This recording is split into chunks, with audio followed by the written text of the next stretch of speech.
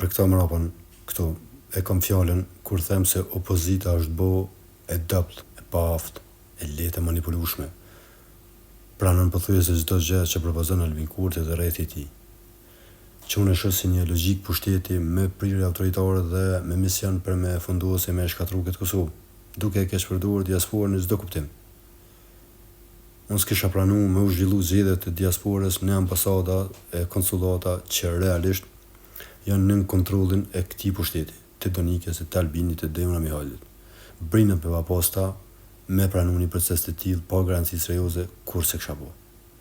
Po ku ka zgjedhje të lira në këto përfaqësi diplomatike, kur shumë mirë e dim se si janë vendosur njerëzit aty për këto 5 vite.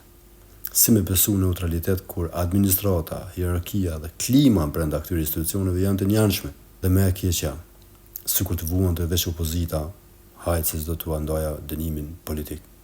Por fatkeqësisht po vuan vendi, kjo shoqëri, rezidentet këtu, po bie besimi në proces, po rritet frika, po bëhet e pasigurt jetesa për njerëzit normal. Edhe këta, kjo opozit që është bo pika, në ta, e i pranon çdo gjë që i servohet nga kush? Nga Albini, Vjosa edhe Fatën Pici.